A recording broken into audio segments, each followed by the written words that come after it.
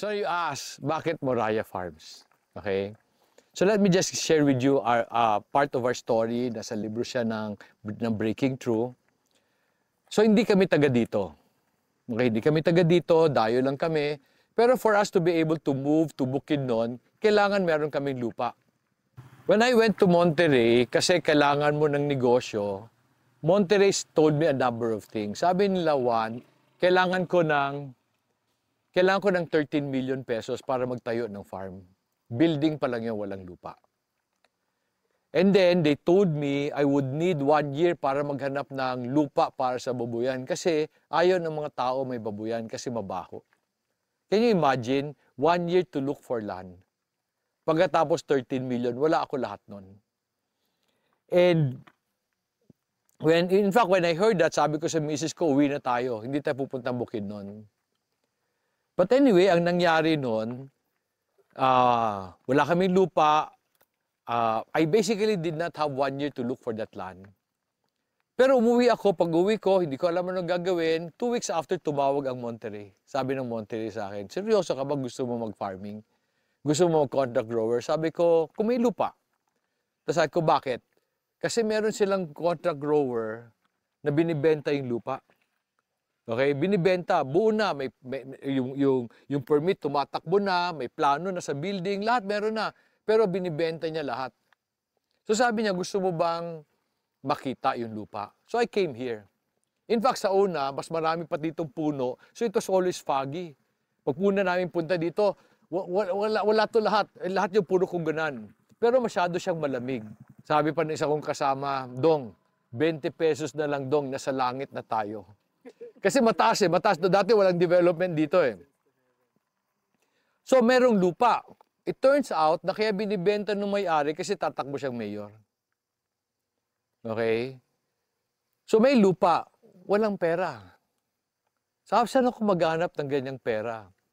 So yung misis ko, yung pamilya nila had this property na dadaanan ng MRT sa Pasig.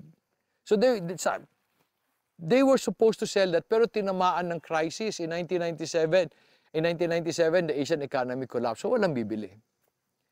So ay sabi ko sa misis ko, subukan natin pamilya mo. So my wife immediately objected. Sabi niya, crisis ngayon. Pag pinilit natin, bunso eh.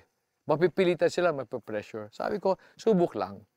Pag wala, ibig sabihin hindi para sa atin. Okay? So, nagpumayag misis ko, subok lang. Alam mo, ang pamilya ng misis ko, they gathered every Sunday. So in one of those Sundays, I asked them, can I present what we will do sa Bukidnon? So ito presentation ko. Parang gist ng presentation ko. Parang sabihin ko, yung bunso nyong anak, yung paborito nyo, gusto kong dalhin sa Mindanao. Eh magulo pa Mindanao nun. Di ba? Gusto kong dalhin sa Mindanao, tapos gusto namin magbabuyan. Eh yung misis ko, nagtrabaho sa New York yun. Mapapakuanin ko sa babuyan. Tapos ako, so, ulitin ko ha, yung bunso nyong anak, yung paborito nyo, gusto kong dalhin sa Mindanao para magbabuyan, pwede ho ba pautang? Di ba, ganda nung aking proposal, di ba? Parang ganda, parang sigurado, di ba? Pero I was expecting them to say no. Di ba, napakaloko, di ba? Tapos sabi nung nanay, ngayon naintindihan ko na. Bakit yung pastor na punta ng punta dito every week, for 1 year ang lesson namin, Abraham, hindi ko alam paano niya napahaba yung lesson ni Abraham for 1 year. Tapos sabi ng nanay, kasi aalis ang anak ko. Okay? Tapos sabi ng kapatid niya, nagpapatakbo ng kumpanya, sabi na, Dong, wala kami niyan. But we have half. Kalahati, papahiram namin sa iyo. Hindi ako nagtanong kung saan galing yung pera kasi nagulat ako eh. May lupa, may pera pambili ng lupa, pero kulang, di ba? Hindi ako nagtanong.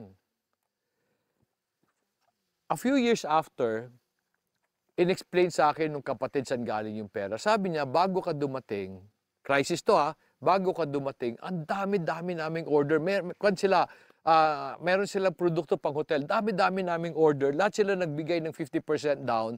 Dami ng pera, hindi na alam anong gagawin. So, pinahiram namin sa'yo. So, bless sila to bless us.